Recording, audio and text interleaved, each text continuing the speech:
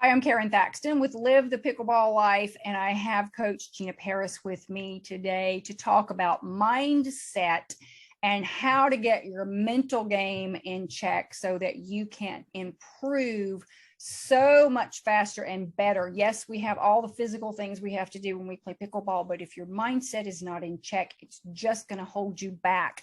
If you're not familiar with Gina Paris, let me tell you just a little bit. She is absolutely an expert in helping athletes and other high-powered professionals turn their biggest stress points into their greatest strengths. And she suffered from debilitating panic attacks more than 20 years ago, which pretty much ruined her dream career, or what she thought then was her dream career. Yeah. And finally cracked the code and has used that information and techniques to help thousands of people. She even helped to get her son drafted into Major League Baseball when he wasn't exactly the very best player on the team. So I would love for you to help me welcome Gina Paris to Live the Pickleball Life. Gina, I've got some questions for you, and I know you've got awesome tips for us because we talked before. Look for the previous video if you haven't watched that yet. And so we're going to cover some different topics in this video. And the first thing is getting into new habits and getting those to stick. And I know I've tried to do things like it's called returning to neutral. You hit a stroke over here, you go back to neutral, you hit backhand, you go back to neutral. So you're in the middle and you've got the ability to go one way or the other faster than if you keep your paddle over here and somebody hits it this way. Oh, wait, hold on, I got to go way over here now. But things like that, trying a new stroke, maybe you're trying to master the overhead backhand or something like that, that's difficult. And it's just, no matter how long you drill, it's just not second nature. It doesn't happen without a lot of concentration and thought. Do you have some tips for us in getting our mind and our body in sync? Yes, I love this. One of the first things that really cleared the anxiety and panic for me was learning what is called the emotional freedom technique. Okay. And when we work with athletes, and because we act like mindset is separate from body.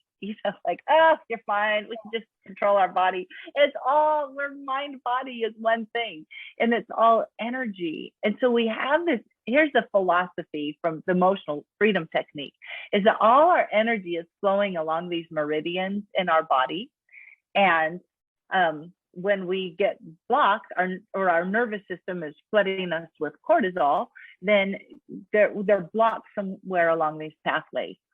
And so when we're trying something new, that means that it's going to feel awkward to our body, because for some reason we're always searching for homeostasis. That means we want to keep doing what we've been doing. Yep. And so what EFT does is it focuses on the stressful emotion or the stressful feeling, and it offers acceptance. So we'll have we do this off the court, by the way, like it doesn't work in the moment, but this is like now before practice. Okay. And so what we do is we usually think about what it is that's not working. Maybe that new backhand stroke, because it's so unnatural. You don't even think of it. And so you take some deep breaths and you think about it, and it just feels awkward, you would accept yourself. So you kind of do a setup phrase. Some people tap right here. Oh, but on these energy meridian targets, these ones are close enough to the surface of the skin, right? Inner eye and outer eye and under eye and upper lip and lower lip and collarbone, that we can manipulate them just by tapping on them. So if you tap on them while you think of your stressful trigger, for whatever reason, that cortisol response stops. Your body's like, oh, we're back to neutral. It's the craziest, it's the weirdest thing I've tried. I do so much other regular mental skill stuff. My clients always go, can we do that tapping thing? So I'm like, okay. So Even in public. am I visioning myself actually doing the Yep. overhead backhand? Yeah. And what I want to do is I Stress. want to, yes, and I want to get you to where it's awkward. I want you to feel or stress, or whatever like is the most uncomfortable feeling. We want you to visualize until you get there.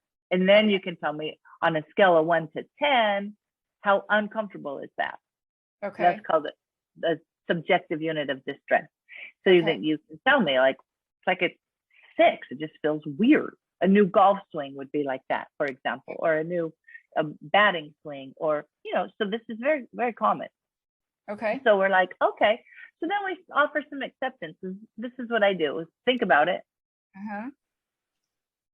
And I'll even just lead you through it.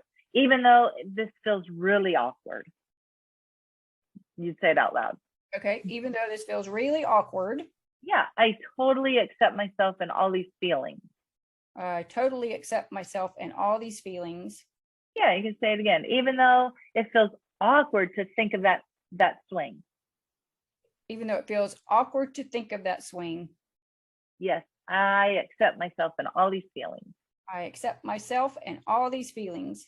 And so you got your hands tapping your collarbone. You can tap on your collarbone. You just had your hands up here. Okay, so you're tapping. Yeah, I do. A couple fingers, so just gently tapping with a couple fingers, or you could. I do.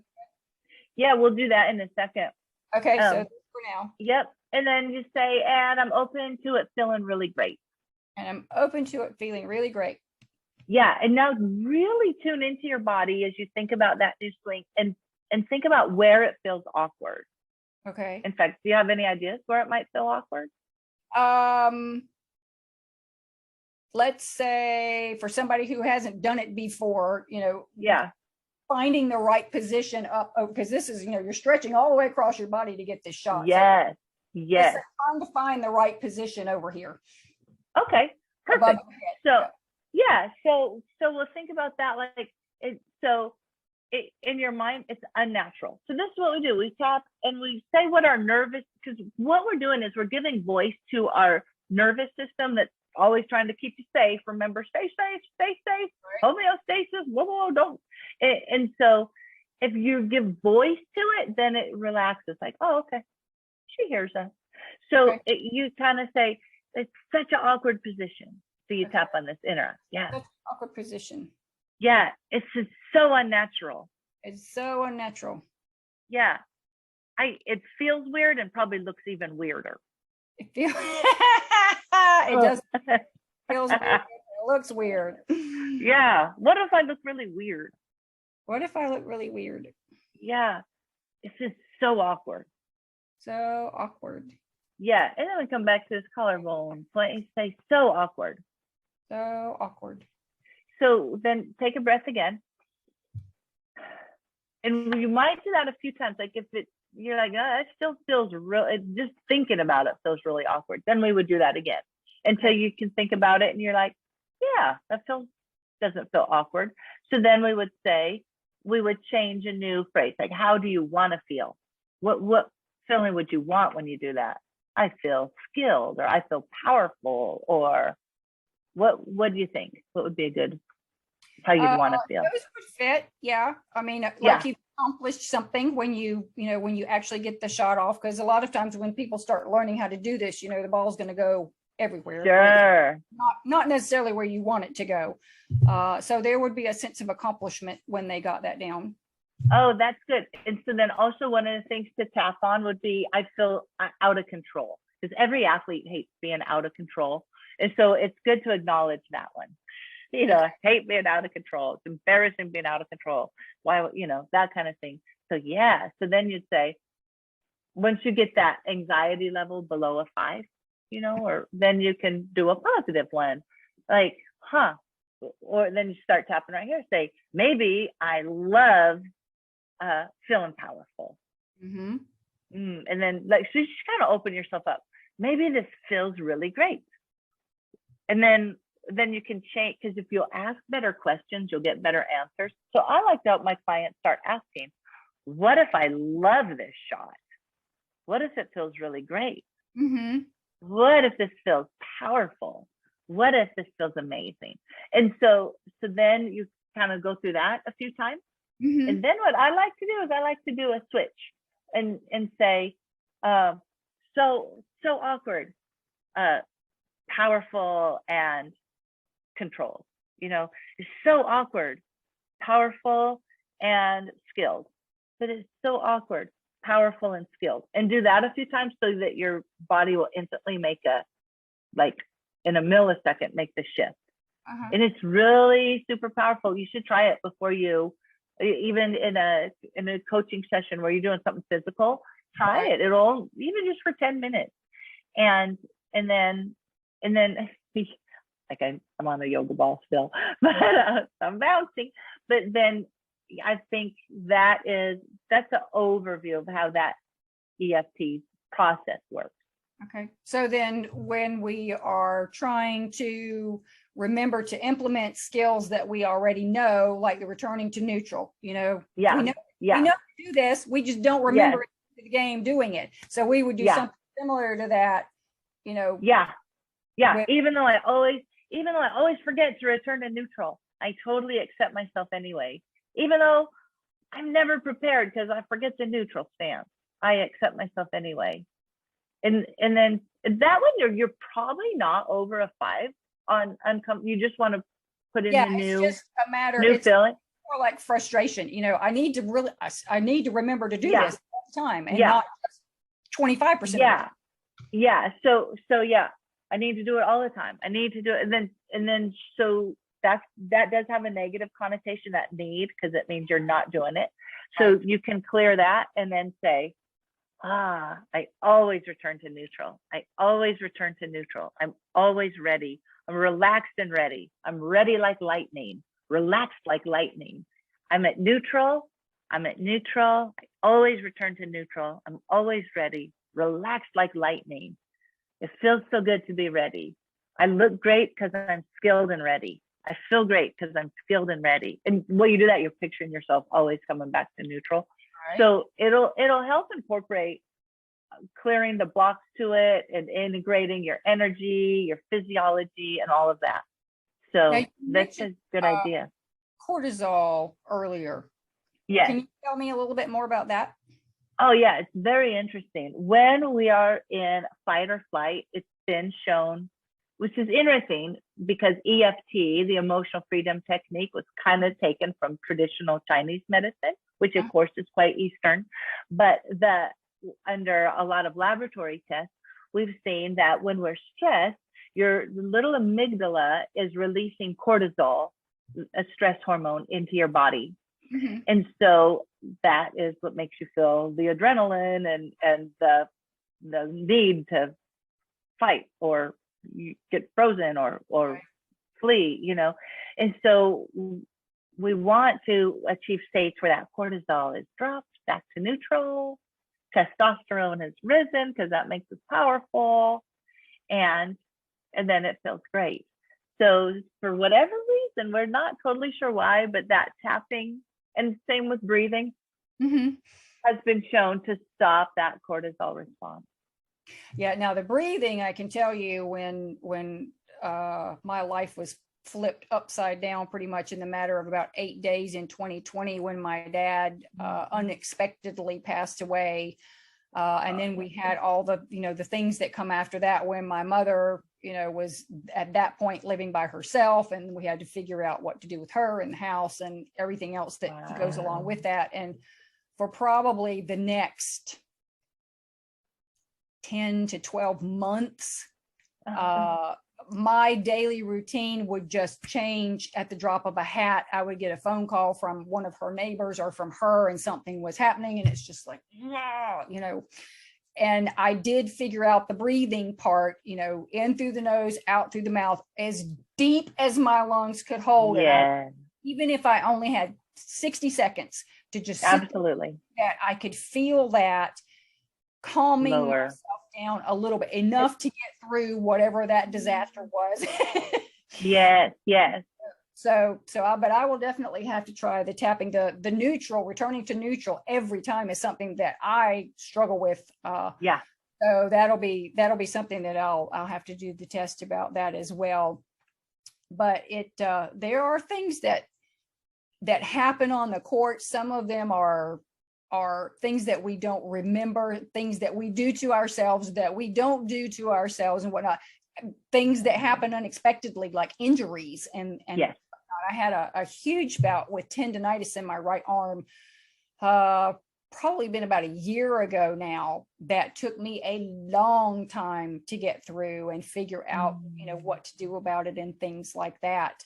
And I don't know, would recovering from injury be something that mindset would, I know you don't like to separate all that, but does that, it does? How would that help with unbelievably?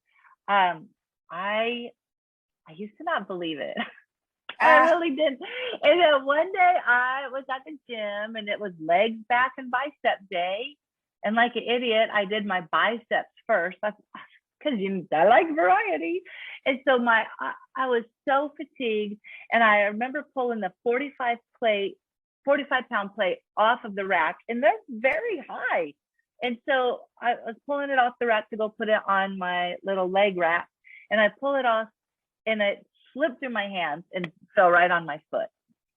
And I thought I was going to throw up right there. Like, and my buddy was a retired Marine, and he's like, Gina, you okay? I'm like, oh. and I knew that my foot was going to completely swell up and bruise and all this stuff. And I said, yeah. And I thought, I'm just going to try the tapping protocols on injury. But God knows I'm not doing it in public because that's so embarrassing.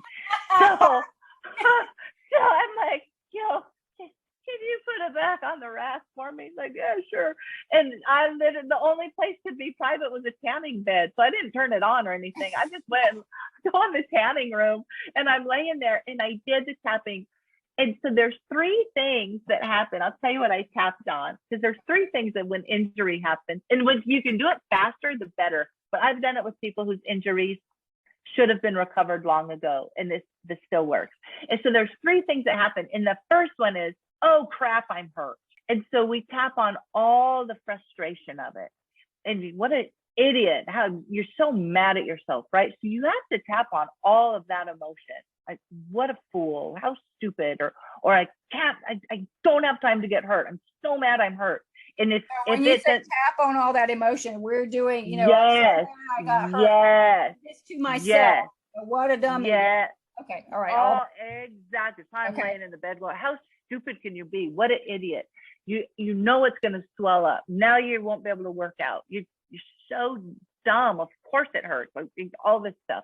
It's going to put me out of commission. I won't be able to play now for weeks. Or, all the meaning we attach. And so tap on the, oh crap, I'm hurt thing. Yep. And then the second thing is the trauma itself. Okay. So then once I was like calm about being embarrassed and stupid and mad and whatever, then you're able to say, even though there's all this trauma to my elbow or whatever part, I totally accept. And why the acceptance? Because remember, we're always in resistance. We're mad about it. We're mad about it. Somehow it makes us. Like, you're stupid. So that's why we do. I totally accept myself and all my emotions. Because I like that. And so even though I have all this trauma, I totally accept myself and all the trauma, and I choose to release it now. And this is amazing.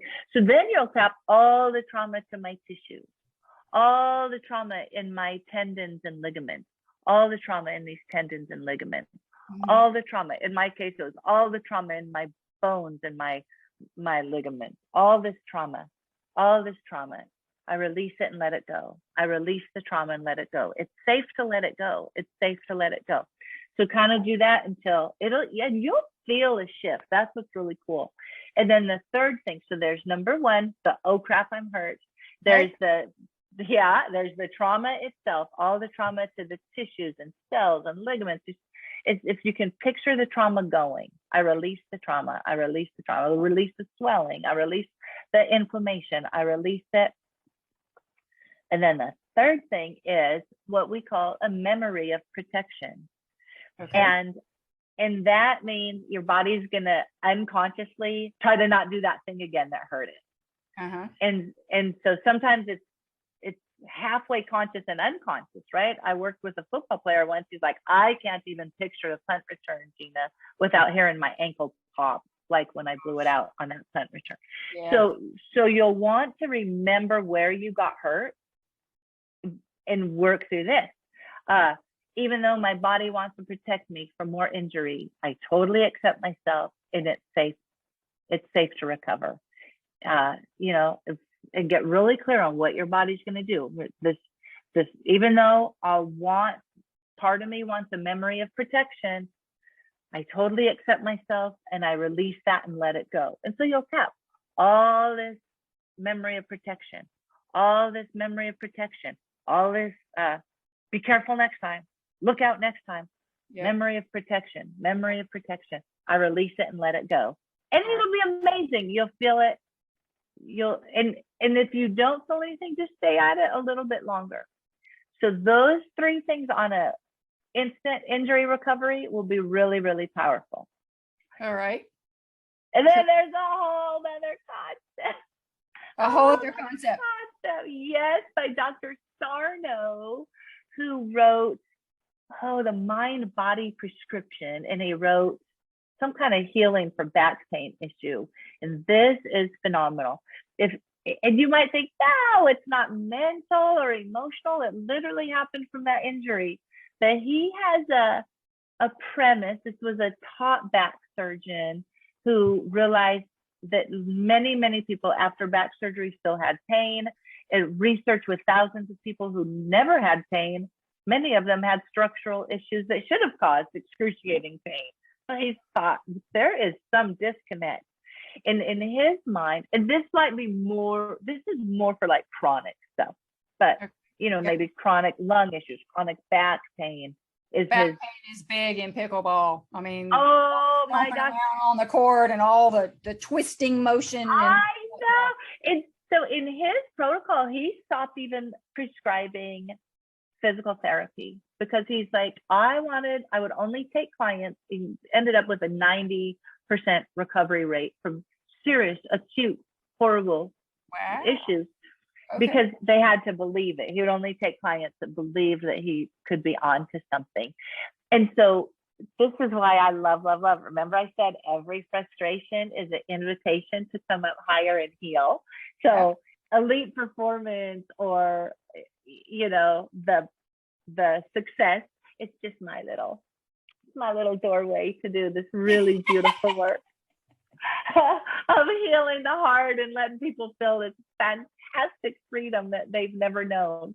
And so his premise is that what's really happening is your body has created, it used to be ulcers in our country. And he said, but then ulcers became so ubiquitous and meaningless, so we got treatment for them, that now as a culture almost, our body has chosen to take neck and back issues because it's so believable that they're physical, not emotional. And he said, and I hate to use the word psychosomatic because that implies that it's not real. He said, this is very real stuff. Your brain has literally stopped sending blood to your back where it needs the blood flow to recover. Well, why is your brain doing that? He says your brain is very sneaky. Now, this is Dr. Sarno in his research.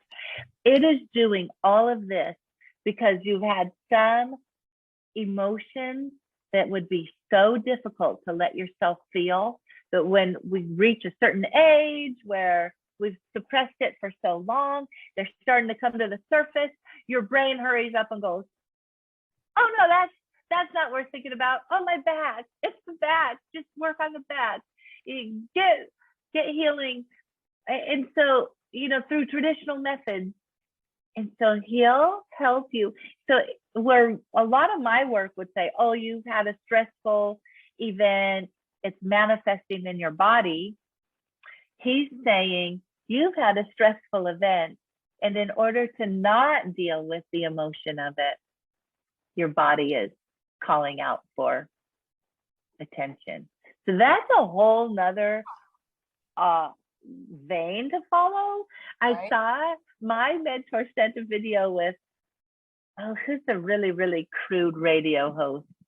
Like none of us, I wouldn't listen to him, but he was in love with Dr. Sarno for curing his back pain, but he just did the protocols in the book, listened, read the book, did his little protocols about all the pressure. You know, you write down all the pressure that you're under. What's all this pressure? And let yourself experience it, which is really what I do as well. We accept the pressure. We accept all this negativity. We realize there is no horrible emotion. At some level, he's saying our brains are raging against something, and we're not letting ourselves feel the rage because it's so inappropriate. So a big part of my work is letting people rage. But the beautiful thing is when we tap through it or breathe through it or just love through it, it loses its impact, and you see so much freedom. So it's absolutely beautiful. Wow. And tell me the name of the book again. Yeah, it's Dr. Sarno, Sarno, and he's written a couple books, but I have the mind body prescription, and he feels like mind body should be one word because it's one unit, mind body. All right. Yeah, and then you can see what else he has about back pain, since that was his original field. He thought it really applied to back pain, and then he realized it applied to all kinds of stuff. So even in my own life, we're now in early March, but I had some really weird cold in both January and February. And of course, there's some kind of pandemic, but I've had that before. I thought something's weird that I'm having chest, like breathing issues extended like this. I think it's emotional. And so I really applied myself to his work and was able to real quickly see relief that I wasn't seeing before just through whatever. So I'm always on the lookout for new protocols and new angles to master this mind body work. So if any of your viewers are really struggling there or want help walking through that, check out his work. With you and work through this or any other mindset issues that come or whatnot, how do they get in touch with you? I would love it. They can find me at builttowin.com or even ginaparis.com. We'll send you there. But built to win, BUILTTOWIN.com. And I think there's a work with me tab in there that show you how to get on my calendar. We can talk for 25 minutes and see if that's something that you want to do. And it's such a joy. So I'd love it. And the 25 minutes is a free consultation, is that right? Absolutely. Yeah. We get to, I call it a rapid results session. I get to hear what's not working for you, what would be fantastic for you, from your perspective. And then I give you a little 3-step plan to follow. Right. And if you want to work with me, we talk about what that would look like. Awesome. That sounds great. Yeah.